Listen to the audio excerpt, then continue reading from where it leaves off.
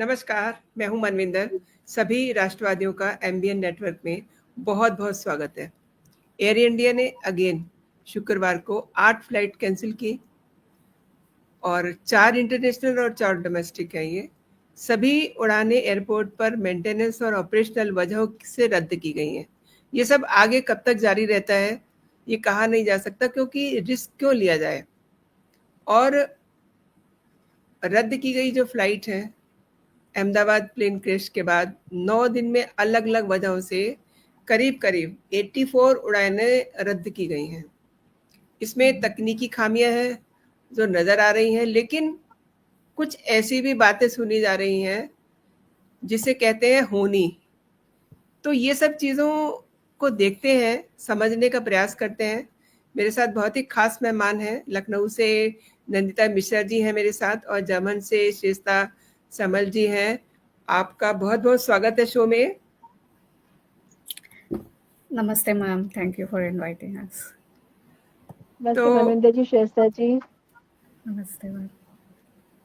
श्रेष्ठा जी, मैं जी सबसे पहले आप ही से जानना चाहती हूँ क्योंकि ऑफ कैमरा जब हम बात कर रहे थे तो आपने कुछ चीज़ों की तरफ ध्यान आकर्षित किया था।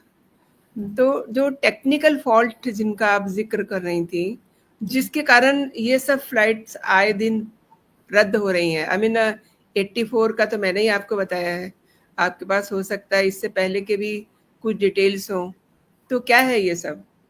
मैम, हमारे लास्ट जो हमने पॉडकास्ट में बात की थी वो बहुत हमने जस्ट आफ्टर द क्रैश ही किया था, तो मैंने कहा लेट्स वेट ब्लैक बॉक्स की हम वेट करते हैं। लेकिन जो मेरा अजम्पशन था कि इंजन फेलियर हो गया होगा एंड प्रॉपर मेंटेनेंस नहीं हुआ होगा, कहीं ना कहीं पॉइंटिंग फिंगर पॉइंटिंग अब सारी की सारी उसी डायरेक्शन आ रही है। और मैम ये पहली बार ऐसा नहीं हुआ है। बोइंग के क्रैशेस अगर मेरे पास लास्ट 5 ईयर्स के, मेरे पास यहाँ पे एक लिस्ट है मेरे सामने है, तो एयर इंडिया के ही हैं अनफॉर्चुनेटली। और एयर इंडिया जैसे मार्केट उस समय 10-15 साल पहले मार्केट लीडर बोइंग था, तो इसीलिए बोइंग की प्लेन्स भी लॉन्ग रेंज वाली जो होती हैं, जो बड़ी वाली लॉन्ग रेंज जैसे या वाइड बॉडी भी कहते हैं, बोइंग 737-800 की तो दो क्रैशेस हो चुकी हैं। एयर इंडिया एक्सप्रेस की है 2020 में हुआ है, 2023 में हुआ है। 2020 में जो हुआ था 21 लोगों की फेटलिटी थी। 2023 में किसी की फेटलिटी नहीं हुई, सब बच गए थे। और एक और भी 2024 में सेम बोइंग 737-800 की हुई थी। वहाँ पे भी सेफ्टी के दौरान वहाँ पे भी कोई फेटलिटीज नहीं थी। अनफॉर्चुनेटली बोइंग 787 ड्रीम लाइनर ये एक इंडस्ट्री स्टैंडर्ड है सेफ्टी का, और इसको जो कहते हैं ना जो कहते हैं ना, जैसे टाइटैनिक को कहते थे अनसिंकेबल शिप है, लेकिन अपने फर्स्ट राइड में ही वो सिंक कर गई। कुछ इसी प्रकार है 787 ड्रीम लाइनर। अपने फर्स्ट नहीं, अपने काफी सारे मतलब इसने राउंड्स कंप्लीट किए हैं, लेकिन देखिए तो ये भी सिंक हो गई। तो हमारे इंडस्ट्री में मैं ऐसा सोचती हूँ कोई भी ऐसी चीज नहीं है, क्योंकि भगवान जो कहते हैं ना, भगवान के ऊपर तो कोई नहीं। तो जब ये टर्म्स आते हैं ना एकदम ये टूट ही नहीं सकती है फ्लाइट या ऐसे, तो उसमें मुझे तो थोड़ा ज्यादा डर लग जाता है, क्योंकि मेरे हिसाब से जिसको जाना है वो कैसे भी जाएगा। लेकिन हाँ, हाईएस्ट सेफ्टी स्टैंडर्ड इस फ्लाइट की तो थी। मैं व्यूअर्स को बताना चाहूंगी कि हमारे साथ नंदिता जी जो हैं, वो जो आपने अभी जिक्र किया उस पे नंदिता जी रोशनी डालेंगी, लेकिन आप पहले अपना पूरा एस्पेक्ट जो है मैं वो क्लियर कर टेक्निकल लीजिए। और पॉलिसी वाली एस्पेक्ट कंप्लीट कर लेती हूँ मैम। हाँ। अगर आप देखेंगे भारत बहुत ग्रो कर रहा है, ठीक है, और फास्टेस्ट मीन्स ऑफ ट्रैवल आजकल हर कोई ट्रेन या बस रूट से हटके लोग प्लेन भी प्रेफर कर रहे हैं। तो पिछले 5 से 6 सालों में बहुत ज़्यादा फ्लाइट्स भी आ गई हैं, बहुत एयरलाइंस भी आ गई हैं, बहुत लोग compete भी कर रहे हैं, लेकिन कैपेसिटी लिमिटेड है। आप ये समझिए कि एयरपोर्ट्स इतने नहीं है, उसको बनने में भी टाइम लगता है, स्टाफ को ट्रेन करने में भी टाइम लगता है। नए स्टाफ को वो नैरो बॉडी, जो नॉर्मल फ्लाइट्स जो हमारी छोटी फ्लाइट्स फ्लाई करती है उन्हें नैरो बॉडी कहते हैं, उनकी ट्रेनिंग भी वहीं तक होती है। और ये जब बड़े बड़े प्लेन्स आते हैं ये स्पेशलिस्ट ट्रेनिंग होती है, तो इस पे कंपनी ना डीजीसीए कोई भी इन्वेस्ट नहीं करता। सेकेंड प्रॉब्लम जो है, तो ये तो मैंने प्रॉब्लम 1 कि सेफ्टी ट्रेनिंग पे लोगों ने नहीं इन्वेस्ट किया है, लोगों को अपना प्रॉफिट से मतलब है। तो आप देखोगे इसलिए लोग कंप्लेन करें ना, फ्लाइट की टिकट तो इतनी महंगी है लेकिन सेफ्टी की कोई गारंटी, इनफैक्ट अभी ज़्यादा क्रैशेस हो रहे हैं। सेकेंडली ये इंडस्ट्री अभी भी अपने इन्फेंसी में तो नहीं, लेकिन जो कहते हैं ना एक जनरेशन से जो नेक्स्ट जनरेशन का ट्रांसफर हुआ है, इतने पायलट्स की ज़्यादा डिमांड हो चुकी है, स्टाफ की ज़्यादा डिमांड होगी, उतनी सप्लाई है नहीं, क्योंकि एक पायलट बनना एक डॉक्टर बनने के जैसा है, बहुत समय, बहुत ट्रेनिंग। और ये ऐसी चीज़ है ना, जैसे बहुत फेमस सेइंग है, जैसे अगर आप फ्लाइंग बीस्ट गौरव तनेजा को भी फॉलो करेंगे, वो काफ़ी सेफ्टी के बारे में वो भी काफ़ी कुछ कहते हैं, क्योंकि अल्टीमेटली सेफ्टी इज़ एवरीबॉडीज़ प्रायोरिटी। आप एक हाई प्राइस पे कर रहे हो ताकि आपकी सेफ लैंडिंग हो, आप घर सेफली पहुंच सके, है ना। तो मेन यही है कि इस इंडस्ट्री में लोगों की ज़रूरत बहुत ज़्यादा है, उस हिसाब से वो ट्रेंड नहीं है। नंबर 2, अगर कोई विसल ब्लो कर रहा है, सॉरी नंबर 3, कोई विसल ब्लो कर रहा है, जो पायलट्स इस पर बोल चुके हैं, उनको जॉब से ही निकाल दिया जाता है। और ये ऐसा है, ये जो इंडस्ट्री के जो ये लोग हैं, ये अपने में दोस्ती यारी बड़ा करते हैं। अगर किसी एक को निकाल दिया तो ये फिर दूसरे लोग इनकी हायरिंग नहीं करते हैं। डेफिनेटली पायलट के पास बहुत सारे स्किल्स है, लेकिन आप समझ सकते हैं जिसने पूरी जिंदगी ऑलमोस्ट लगा दी पायलट बनने में, वो अगर अचानक से वो दूसरे कौन सी इंडस्ट्री में जाएगा, है ना। तो ये भी एक है। और अगर आप देखोगे एक के बाद, जैसे रैमफॉक में फैशन में मॉडल्स चलते हैं ना एक के बाद एक, कुछ अनफॉर्चुनेटली उसी प्रकार हो गया है अभी के एयरपोर्ट्स। अगर आप सारे एयरपोर्ट्स देखोगे मेजर, चेन्नई, बेंगलोर, मुंबई हम्म। और दिल्ली, हॉरिबल कंडीशन एक के बाद इतना टाइम। साफ एयरलाइंस अगर आप देख सुनोगे जो इनके प्राइवेट शॉट्स या ब्लॉग्स होते हैं, वो तो ये भी कहते हैं कि ट्रे टेबल पे हाथ या ये मत रखिए, उसमें सबसे ज्यादा जर्म्स होती हैं, क्योंकि उसकी क्लीनिंग हफ्ते में एक बार होती है, टॉयलेट्स फिर भी क्लीन हो जाती है। तो ये क्यों हो रहा है? क्योंकि फ्लाइटों के बीच में भी hardly less than half an hour है। आप ये हाँ बताइए, हाँ, ऐसे ही होता है, ऐसे ही होता है, बिल्कुल हाफ एन सही कह आवर रही में हो।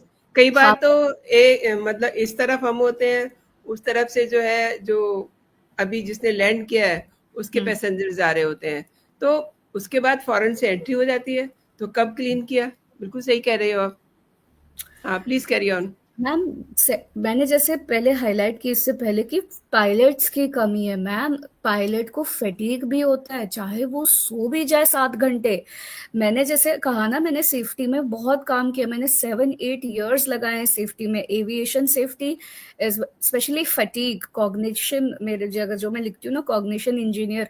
मैम मेरी रिसर्च भी रोकी गई थी भारत सरकार में। मेरी रिसर्च, इसीलिए मैं जर्मनी में हूँ। लोग कहते हैं आप जर्मनी में क्यों हो? क्योंकि हमारे देश ने मेरे रिसर्चर्स को, मेरे जैसे रिसर्चर्स की रिसर्च को नहीं लिया है। मैंने खुद भी मेक इन इंडिया ये सब में बहुत मेरे सेफ्टी प्रोडक्ट्स दूसरे साइंटिस्ट के साथ डिस्प्ले किया, वेरी नाइस बोल के, ये कभी अनफॉर्चुनेटली नहीं इम्प्लीमेंट हुआ।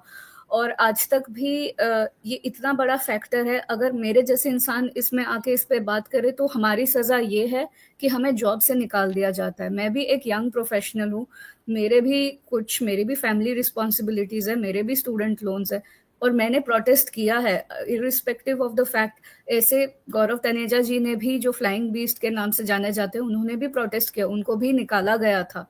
तो ये होती है सजा। जो सच बोलता है, जो अवेयरनेस फैलाने की सच्ची कोशिश करता है, fatigue is a big big problem. But of course advance systems हैं, ऑटो पायलट है, लेकिन landing and take off needs the experience. जैसे आपने लास्ट टाइम भी मेंशन किया था मैम, एक असली पायलट की पहचान उसी में ही होती है जो एक बढ़िया सा स्मूथ टेक ऑफ करवाता है और स्मूथ लैंडिंग करवाता है। क्योंकि कितने भी मशीनें आ जाए, अल्टीमेटली जो हमारे पायलट्स हैं, दे आर, उनके हाथ में ही कंट्रोल है अनफॉर्चुनेटली। और जैसे पुअर वेदर और रिस्की लैंडिंग एरिया, मैंगलोर में बहुत पहले ये जो इंसिडेंट्स हुए थे कि वो स्किड कर जाती है, बट मोस्टली अगर आप देखोगे अहमदाबाद, मुंबई, दिल्ली, यहाँ पे तो स्मूथ लैंडिंग होती है। दिक्कत यही आती है कि अगर आप पहले देखोगे कि एयरपोर्ट के आसपास का एरिया हमेशा खाली होता था, लेकिन रियल एस्टेट एनक्रोचमेंट के वजह से आसपास इतने शैंटीज और ये सब हो जाते हैं। ठीक है, ये एयरपोर्ट के पास वाले एरियाज की रियल एस्टेट की वैल्यू भी कम होती, क्योंकि दिन रात तो आप फ्लाइट की आवाज सुनोगे, इंसान सोएगा हाँ, क्या? और बिल्कुल पायलट्स सही को कह रहे हो। बहुत डर लगता है। मैंने इतने पायलट्स के हम्म, साथ बात किया है, दे से वी आर वेरी स्कैर्ड, क्योंकि हमको पता है कि हम वाटर में लैंड करके फिर भी कुछ लोग बच सकते हैं, बट अगर आसपास एक रेसिडेंशियल कॉम्प्लेक्स है या लोग रह रहे हैं, जैसे इस केस में, सो हाँ, तो अनफॉर्चुनेट। दिल्ली में जो है, जो द्वारका में रहने वाले लोग हैं, they are facing the same problem. मतलब वो वहाँ पर पूरा दिन वहाँ पर आवाज़ ही आती रहती है। एंड ये आपने बिल्कुल सही कहा। और जो आपने एक बात कही है कि आपकी बात नहीं सुनी जाती या आप जैसे लोगों की, तो उसके बारे में मैं ये कहना चाहूँगी कि अब चूँकि लीडरशिप हमारी जो है बहुत ही स्ट्रॉन्ग है और हमारा देश जो है बड़े सुरक्षित हाथों में है, तो ऐसी जो बात आप कह रहे हैं, आई डोंट नो कब की बात है ये, लेकिन इस मैम समय ये रिसेंट बात है। Even if the leadership is strong, हाथ सब कुछ डीजीसीए का होता है। डीजीसीए का एक पोर्टल भी होता है मैम, उसमें इतने कंप्लेंट्स जाते हैं, इतने कंप्लेंट्स जाते हैं। अब मेरे साथ भी इसी स्टार्टिंग में बहुत इंसिडेंट्स हुए हैं। मुझे फ्लाइट में जाने नहीं दिया जबकि मेरे पास सारे वैलिड चीजें थी, एंड इट टर्न्ड आउट कि इंडिगो एयरलाइंस की खुद की कुछ इंटरनल डिस्प्यूट के वजह से मुझे आगे के फ्लाइट्स में तक जाने तक नहीं दिया। तो मेरे साथ ही नहीं, ऐसे बहुत सारे लोगों के साथ होता है। अगर आप डीजीसीए में कंप्लेन करो तो आप अपनी कहानी पूरी लिखो तो वो एक बटन लगा के नहीं नहीं airlines is not at fault. तो they how can all the incidents, और मेरे साथ अकेले नहीं हुआ था, मैंने ट्विटर में इसको अच्छे से ब्रॉडकास्ट किया था। No one came, no one apologised. Others जिनके साथ ये हुआ था, एक दो दिन आगे पीछे डिफरेंट सिटीज से, जैसे मैं मुंबई से फ्लाई करी थी, कुछ हैदराबाद से, कुछ दिल्ली से, same thing happened with all of us. एक इंसान गलती कर सकता है, सारे लोग कैसे मिस्टेक्स कर सकते हैं, राइट? एनीवेज, सेकेंडली ये कभी मानते नहीं है कि इनकी गलती है, ये आप पे ही वो रिवर्ट कर देते। और डीजीसीए के जितने भी ये ऑफिशियल्स है, see everyone is hands and gloves, ये देमसेल्व्स एयरलाइन इंडस्ट्री में इनकी क्या कहते हैं इन्वेस्टमेंट होती है। And airline is only profitable when it is on air, irrespective यहाँ पायलट की जान जा रही हो, स्टाफ की फटीग हो रखी हो, लास्ट लेकिन मिनट शेषता चेंजेस। इसमें हम बात कर रहे हैं टेक्निकल जो फॉल्ट है इसमें, हमने इसी से बात शुरू की थी ना। तो जो टेक्निकल फॉल्ट है उसकी वजह से अब फ्लाइट जो है वो होल्ड पर है। करीब करीब जिस दिन से ये घटना हुई है उसके बाद से मोर देन 84 फ्लाइट्स को जो है रद्द किया गया है। इट मैम मीन्स ये गवर्नमेंट टेक केयर तो हो ही रहा है मैम ना। Government is forced to wake up. आप ये एक दिन में आप लंच बचाओ। I know this even is 7 days alarming में, call, I know. Ma'am this alarm has been set from past 3 years, in fact from 2020। तो मुझे इतना पता है कि जैसे ग्राउंड स्टाफ और जो ब्रेक्स है ये है, उसमें काफी रेगुलेशंस आए हैं, या रेस्ट या फेटिक में, लेकिन फिर भी it is not solving the problem. Main thing is training. और ये लोग जो ग्राउंड स्टाफ होता है, ये थर्ड पार्टी होती है और इनको कभी भी परमानेंट कॉन्ट्रैक्ट नहीं मिलती है, ये एकदम चेंज करते रहते हैं। और ग्राउंड स्टाफ भी बहुत फ्रस्ट्रेटेड रहता है क्योंकि वो दिन भर खड़े रहते हैं, उनका पता ही नहीं उनके फ्यूचर का क्या होने वाला है। और यंग इंसान का ना, वो मैंने काफी ऐसे लोगों से स्टाफ लोगों से बात किया है, इसलिए मैं आपको फर्स्ट हैंड इंफॉर्मेशन दे पा रही हूँ। Neither do get they get further training, उनको कोई ट्रेनिंग नहीं मिलती है।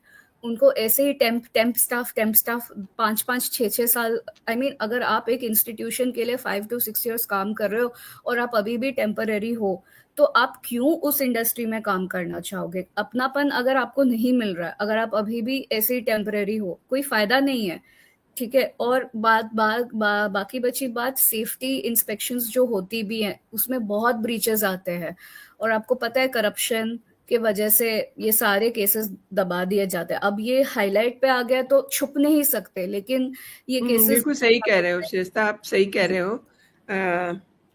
ये अहमदाबाद वाली जो घटना हुई थी, मैं दूसरे एस्पेक्ट पे आ रही हूँ, क्योंकि बहुत सारी कहानियाँ जैसे आपने बताया, कहानियाँ बहुत सारी इस समय निकल के आ रही हैं। लाइक नंदिता से तो मेरी बात होती रहती है कि पूरी फैमिली चले गई, कोई फर्स्ट टाइम अपनी वाइफ को लेकर के जा रहा था वहाँ सेटल होने के लिए। Lot of stories are there. And एक मुझे और बड़ी हमें दुखी करने वाली स्टोरी पता चली। एक मेडिकल का स्टूडेंट जो सेकंड ईयर का था, उस हॉस्टल में जहाँ पर वो खा रहा था। अहमदाबाद वाला जो प्लेन घुसता है, वहाँ पर एक सेकंड ईयर का स्टूडेंट मेडिकल का, उसके दोस्त कहते हैं कि चलो बाहर से आम खरीद के लाते हैं, लेकिन वो कहता है कि नहीं, मुझे भूख लगी हुई है, मुझे खाना खाना है, और वो रुक गया एंड उसकी कहानी खत्म हो गई। तो नंदिता जी को मैं लेती हूँ। जी। नंदिता जी, ये मतलब अब कुछ चीज़ें ये भी सामने आ रही हैं कि ऐसा हो जाता है, जिसको हम बोलते हैं कि होनी, है ना, सिंपल शब्दों में। तो आप, चूंकि मैं दर्शकों को बता दूं, आपका एक रूप और भी है, टैरो कार्ड रीडर। तो आप क्या कहते हो? मनविंदर जी, ये जो साल है 2025 का, ये साल जैसे सभी को पता है, क्योंकि स्पिरिचुअलिटी को भी लेकर के बहुत ज्यादा अवेयरनेस आ गई और सब लोग को पता है कि ये साल बहुत ज्यादा वायलेंट ईयर है और ये साल मंगल का साल है। तो मैं उस एस्पेक्ट पे मैं नहीं जाऊंगी, लेकिन मैं अगर अपने बारे में थोड़ा सा अगर मैं बताती हूँ, तो मैं टैरो कार्ड रीडर के अलावा मैं रेकी हीलर भी हूँ, मैं एंजल थेरेपिस्ट भी हूँ, और मैं चक्र हीलिंग भी करती हूँ, चक्र हीलर भी हूँ मैं। बहुत सारी चीजें हैं। अभी श्रेष्ठ ने जिस तरीके से बात बताई, वो टेक्निकल एस्पेक्ट बताया था, लेकिन ये जो साल है टेक्निकल के साथ साथ ये बहुत सारी वो चीजें हैं जो बहुत सारी चीजें बताई गई हैं, स्पिरिचुअल लेवल पे बताई गई हैं, आज भी बताई जा रही हैं, और बहुत सही, बहुत हद तक ये चीजें सब सही भी होती चली जा रही है। मैं जहां तक अगर अपनी बात करती हूँ, तो मैं अगर ये बोलूँ कि आज 2025 है, 2025 से लेकर 2035 तक ये जो पृथ्वी है हमारी, बहुत सारी चीजों से गुजरने वाली है, और वो हमारी जनरेशन है, और हमारी जनरेशन में इस समय जितने भी लोग हैं वो बहुत सारा टर्मोइल देखने वाले हैं, क्योंकि ऐसी ऐसी चीजें होंगी जिनके बारे में हमारे जो लोग हमारे बुजुर्ग थे जो चले गए थे, उन्होंने कभी सोचा नहीं था, और हमारी जनरेशन ने नहीं सोचा था कि हम ये सब चीजें देखें। हमने नहीं सोचा था कि हम वॉर देखेंगे, हमने नहीं सोचा था कि हम कोविड देखेंगे, हमने नहीं सोचा था कि हम इतना ज्यादा जो है लैंडस्लाइड देखेंगे, कि हमारा इस समय केदारनाथ भी अगर हम जा रहे हैं तो वहां पर जाना भी हमारे लिए बहुत ज्यादा मुश्किल हो जा रहा है। क्यों? क्योंकि इतने ज्यादा वहां पे जो है ना एक्सीडेंट्स हो रहे हैं, इतना ज्यादा मारपीट है। अभी आप ये देखिए कि जो ह्यूमन नेचर है वो किस तरीके से काम कर रहा है। केदारनाथ में अगर आज आपने वीडियो देखा होगा, वहां पे लाठियों से लोगों को मारना शुरू कर दिया था, सिर्फ एक पार्किंग को लेकर। एक स्पिरिचुअल प्लेस जहां पर कि भगवान के लोग दर्शन करके जाते हैं, वहां पे हेलीकॉप्टर क्रैश हो जा रहा है, वहां पे जो है आदमियों से में लड़ाई हो रही है, जहाँ पे लोग आध्यात्म के लिए जाते हैं। तो ये सब चीजें बिल्कुल होनी है, और जैसे आपने कहा मनविंदर जी की, होनी है, होनी, ये जो अगर मैं बोलूँ ना कि टेक्नोलॉजी और होनी, इन दोनों के साथ में मिलकर के बहुत कुछ होने वाला है। तो अगर मैं थोड़ा सा मैं क्या जी, स्क्रीन से गायब हो गई हूँ? नहीं नहीं, मुझे गायब लगा नहीं शायद हुई कोई है। टेक्निकल प्रॉब्लम थी। हाँ, मैं अगर कुछ चीजें जो आपको बताऊं, तो हम लोग क्या क्या चीजें देखने वाले हैं 2035 तक की मैं बात करूंगी, तो एक एग्जांपल आप ये देखिए, जो पाकिस्तान में इस समय इंडस ट्रीटी जो है उसको अपहेल्ड कर दिया गया है, वहां पे पानी को रोक दिया गया है। तो वहां पे पाकिस्तान में क्या होने वाला है, पाकिस्तान में वहां पे इस समय ड्राउट आने वाला है, सूखा पड़ने वाला है, वहां पे खेत खलियान सारे सूख जाएंगे क्योंकि उनको पानी नहीं मिलेगा। ये एक छोटा सा एग्जाम्पल है। वहां पे जाके हमने उनके कर्मों की सजा हम दे रहे हैं। क्यों? क्योंकि पहलगाम में उन्होंने जो किया है, एंड इट वाज, ये होना था, ये होना था, क्योंकि एक देश को सबक सिखाना है। लेकिन वो सारे देश भी ऐसे हैं जहां पर ये सब चीजें झेली जाएंगी, क्योंकि इकोलॉजिकल चेंजेस इस तरीके से होने जा रहे हैं कि ड्राउट आना जरूरी है, और सारे क्रॉप्स जो या तो वो बह जाएंगे, या तो वो जल जाएंगे, या तो वो सूख जाएंगे, ये होना ही होना है। तो भुखमरी की कगार पे हम आज बोलते हैं तो दुनिया खड़ी होने जा रही है। इन 10 सालों में सबसे ज्यादा बुरी हालत में होने वाला है। जो कहते हैं ना फूड बोल जो है वो कहीं कभी नहीं रहेगा, तो फूड बोल अब सूखा होने जा रहा है। सेकंड, अगर हम कहते हैं तो अर्थक्वेक, अर्थक्वेक को अगर मैं टेक्नोलॉजिकली भी अगर मैं बात करूं, या अगर मैं थोड़ा सा पॉलिटिकली में जाऊं, तो आप देखिए इस समय ईरान में अर्थक्वेक्स हो रहे हैं, और पाकिस्तान में एक ही समय पर एक ही जगह पे हो रहे हैं। ये सब मैनमेड है। रीजन क्या है सबको पता है, लेकिन उसके अलावा जो नेचुरल कैलामिटीज हैं, नेचुरल वे में अगर हम देखेंगे, तो अर्थक्वेक से पूरी दुनिया हिलेगी। हो सकता है कि आज हम यहाँ पे बैठे हैं और हम रिकॉर्डिंग कर रहे हैं, और रिकॉर्डिंग करते करते अर्थक्वेक आ जाए, क्योंकि इस समय जो हमारा पृथ्वी है हमारी ना, इस समय इतनी ज्यादा मुश्किलों से गुजर रही है। और ये सब हम लोगों की वजह से, क्योंकि हम लोग एक अलग ही प्लेन पे चले गए, अलग ही लेवल पे हम लोग चले गए। अर्थक्वेक को लेकर के सब लोग को प्रिपेयर होना चाहिए। उसके बाद में अगर मैं किसी प्रोमिनेंट लीडर की बात करूं, मैं नाम नहीं लूंगी किसी का, और मैं नहीं लेना चाहती हूँ, लेकिन किसी एक प्रोमिनेंट लीडर को हम खोने जा रहे हैं। वो दुनिया में भी हो सकता है, वो भारत में भी हो सकता है। उसके बाद में वॉल्केनो, जो कंट्रीज वॉल्केनो जहाँ पे इरप्ट होते रहते हैं ऑन ऑफ, वहां पे तबाही मचने वाली आग। आग, क्योंकि साल जो है ना ये बहुत वॉलेटाइल है, बहुत ज्यादा आग बरसाने वाला है ये साल ये। तो यहाँ पे आग की वजह से, और अर्थक्वेक में क्या होता है, आग होती है। तो अर्थक्वेक जहां पर भी आएगा वहां पे तबाही मचेगी। इस समय बचना बहुत ज्यादा मुश्किल हो जाएगा जहां पर भी, इसलिए प्रिकॉशन लेना पहले से बहुत ज्यादा जरूरी हो जाता है। सुनामी, पानी का कहर हम लोग देख रहे हैं कि पानी किस तरीके से आ करके तबाही मचा रहा है। बाढ़, लास्ट ईयर भी यही हुआ था, अगर आप लोग को ध्यान होगा। लास्ट ईयर में कहीं पे बारिश नहीं हुई थी, सूखे जैसे हालात हो गए थे, और कहीं पे इतनी बारिश हुई थी कि बाढ़ आ गई थी। और उन जगहों पे, राजस्थान अगर आप देखिए, मैं इंडिया की अगर मैं बात करूँ तो राजस्थान में लास्ट ईयर, अगर आपको याद हो, राजस्थान जैसी जगह पे बाढ़ आई थी जहां पर कि पानी की एक बूंद नहीं होती थी। तो ये सब चीजें जो है ना, ये आपकी वो दिखाती है कि इस समय हमारी पृथ्वी पे जो है ना एक बहुत बड़ी 360 डिग्री के उसमें घूम रही है ये। उसके बाद में वॉर, वॉर तो हमारे सामने ऐसे लग रहा है कि बिल्कुल दरवाजे के पर हमारे मुहाने पे खड़ा हुआ है। अभी अभी हम निपटे भी नहीं है ऑपरेशन सिंदूर से, एक वर्ज पे हम खड़े हैं। उसके बाद ईरान इराक का, अब ईरान और इसराइल का आप सोचिए वो शुरू हो गया। उससे पहले इसराइल का और यूक्रेन का वॉर हो रहा है। पूरी दुनिया जो है इस समय युद्ध के लपेटे में आने वाली है। ये 10 साल की मैं आपको बात बता रही हूँ। 10 साल में पृथ्वी हमारी कहीं पे शांत नहीं रहेगी, कहीं ना कहीं पे चीजें होती रहेंगी। उसके बाद ट्रेड, अभी चाइना की आपने हालत देखी है, ट्रेड वॉर शुरू हो गया है, आपके सैंक्शंस लगाए जा रहे हैं। उसका चाइना की एक मार्केट दिखाई जा रही है कि वहां पे जो मैन्युफैक्चरिंग होती है, वो पोल खोल रहे हैं कि हम तो 200 रुपए में बनाते हैं, लेकिन जब वो मार्केट में जाता है तो वो 2000 20,000 रुपए का बिकता है। ये ट्रेड वॉर है। अपना वर्चस्व दिखाने का टाइम आ जाएगा, और उस वर्चस्व को दिखाने के लिए लोग मरते हैं मरे, जानवर मरते हैं मरे, लेकिन सबको अपना, अपने आप को ऊपर रखना है। और उसको प्रूफ करने के लिए किसी भी एक्सटेंट तक ये लोग चले जाएंगे। रिसेशन की बात आप छोड़ दीजिए, रिसेशन तो बहुत सालों से चलता चला आ रहा है। और उसके बाद में हमारा जो रियल एस्टेट की अगर मैं बात करती हूँ, तो रियल एस्टेट का जो है ना मार्केट, वो क्रैश करने वाला है। इतना जबरदस्त वो जो है हाइक होने जा रहा है कि घर के लिए आदमी तरस जाएगा। इसलिए अगर आपके पास अपना घर है तो आप सबसे ज्यादा लकी है, क्योंकि आपके पास रहने के लिए सर के ऊपर आपके एक छत है। लेकिन जिनके पास नहीं है वो सोचना शुरू कर दे, जल्दी से जल्दी वो अपने लिए घर का, अपने आशियाने का इंतजाम करे। क्यों? क्योंकि आगे आने वाला समय बहुत ज्यादा कठिन है। क्योंकि जब पृथ्वी में सब जगह पे लैंडस्लाइड होगा, सब जगह पे जो है अर्थक्वेक आएंगे, जगह ही नहीं बचेगी, तो आप कहाँ पे क्या लेकर के रहेंगे। इसलिए अपने आप को आप सेव करिए और अपने आप को करिए। डेटा ब्रीच होने वाली एआई का जमाना है। हम्म। एआई बहुत ज्यादा खतरनाक है। हमारे मोदी जी ने भी कई बार इस चीज को बोला है, और स्पीच में उन्होंने बोला था, भी लास्ट मेरे ख्याल से मन की बात हुई थी, तब उन्होंने एआई का जिक्र किया था। एआई को लेकर के मैं यंगर यूथ जो जनरेशन है, मैं उससे एक मेरी रिक्वेस्ट है कि प्लीज अपनी कोई भी प्राइवेट फोटोज आपकी होती है ना, अगर आप हॉलीडेज पे जा रहे हैं, वहां पे जाके आप क्या मस्ती मारे, ये सब चीजें अपलोड मत करिए। ये आपकी पर्सनल खुशी है, उस पर्सनल खुशी को आप पर्सनल ही रहने दीजिए।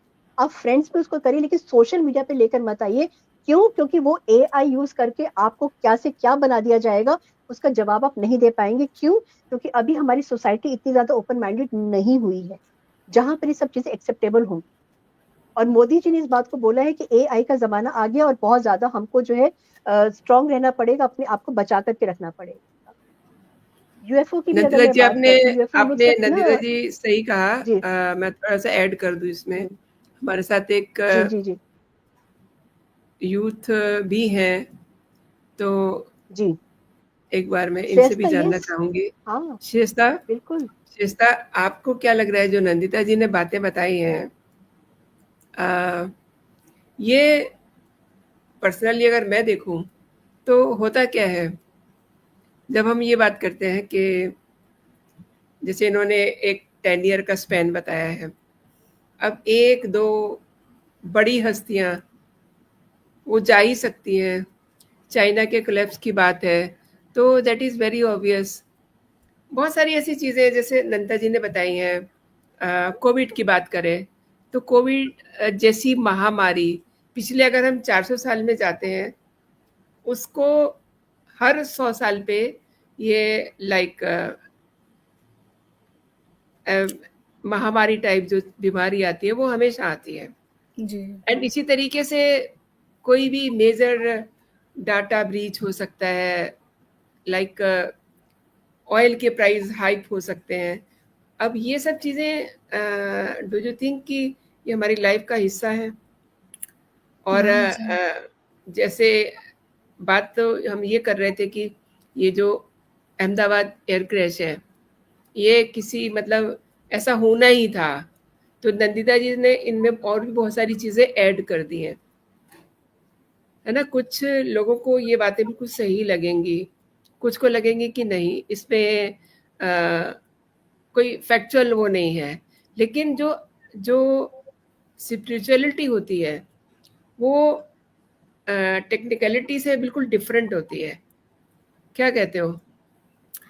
जी मैम, डेफ़िनेटली, बट बहुत सारी बातें जो मैम ने अभी प्रेडिक्शन किया है, इट्स वेरी करेक्ट ऑल्सो, क्योंकि हम जब इंजीनियरिंग भी करते हैं या कोई भी टेक्निकल चीज़ें करते हैं, ये ह्यूमन क्रिएटेड होता है, तो डेफ़िनेटली इसमें लिमिट होता है। और जैसे मैं अभी जो ये जेन ज़ी जनरेशन देख रही हूँ, ये बहुत ही रिबेलियस जनरेशन है और इनके दिमाग में तो मुझे खुद को लगता है शैतान जैसा है।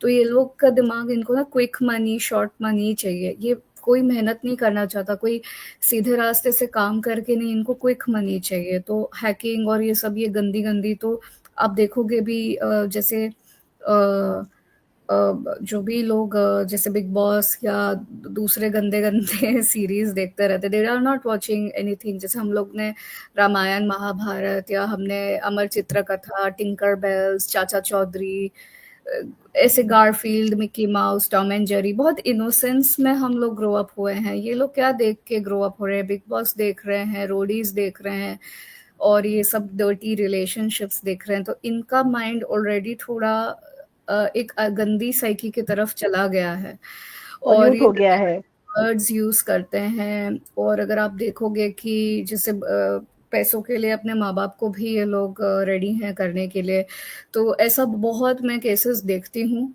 और इसीलिए मैं जिस एआई में मैं नॉट ओनली सेफ्टी, इसके बाद मैंने माइक्रो एक्सप्रेशंस, लाई डिटेक्शन, मैं इसमें बहुत डीप गई थी, बट एक टाइम के बाद मैंने भी स्टॉप किया, बिकॉज़ इट्स लाइक कि साइकी जो है इंसान का, वो उसके खुद ही के हाथ में, और उसको खुद को सेल्फ रियलाइजेशन होना बहुत ज़रूरी है। तो जो मैम ने कहा डेटा ब्रीच, ये हो सकता है, हाईली लाइकली है, बिकॉज़ अगर आप अभी देखेंगे, हम पूरी लाइफ डिजिटली जी रहे हैं, हम अभी भी डिजिटल प्लेटफॉर्म में ही कनेक्ट हुए हैं। So there is highly likely, जब हाँ, जैसे पहले क्या होता था, देखिए पहले के ज़माने में, जैसे corona is a bio warfare, is a example of bio warfare. Nuclear blasts होते थे, अभी तो काफ़ी सारे जैसे एंटी न्यूक्लियर ट्रीटीज़ वगैरह आई भी नो। हो। तो लास्ट क्या बचा? डेटा। अभी लोग जैसे कहते हैं ना, food, clothing, shelter, Maslow's law of hierarchy, उसमें इंटरनेट, वाई-फाई बहुत बड़ी चीज़ है। बाकी खाने जो जेन ज़ी है, खाने के बिना भी रह जाएगी, लेकिन वो इंटरनेट के बिना नहीं रह सकती। और बिल्कुल जैसे सही कह रहे हो। और और जैसे कहीं भी जब हम जाते हैं, तो सबसे पहले मतलब पानी से भी पहले ये बोलते हैं, ज़रा वाईफ़ाई वाई-फाई का का पासवर्ड बता दो। तो जी। नंदिता जी, शेस्ता जी, आपने शो में हिस्सा लिया और इसको खूबसूरत बनाया। नंदिता जी ने बहुत अच्छी जानकारी दी एंड शेस्ता, यू आर वंडरफुल। आपने बहुत ही बेहतरीन तरीके से बताया। आपका बहुत-बहुत धन्यवाद। तो शो को ख़त्म करते हैं। थैंक यू मैम जी। इससे पहले मैं अपने व्यूअर्स से ये कहना चाहूँगी कि नंदिता जी हमारे साथ हैं, इनका लखनऊ डायलॉग है, उस पर भी आप जाकर के उनसे मिल सकते हैं, उनको देख सकते हैं, उनके वीडियोज़ देख सकते हैं। एंड अगर अभी तक आपने एमबीएन नेटवर्क को सब्सक्राइब नहीं किया है, तो सब्सक्राइब कर लीजिए और देखिए, इस वीडियो को लाइक ज़रूर कीजिएगा और ज़्यादा से ज़्यादा लोगों तक आप शेयर कीजिएगा, ताकि लोगों को ये पता चल सके कि टेक्निकलिटी तो होती ही है, साथ में और भी बहुत कुछ होता है। तो अभी के लिए इतना ही। जय हिंद, जय भारत। जय हिंद, जय भारत।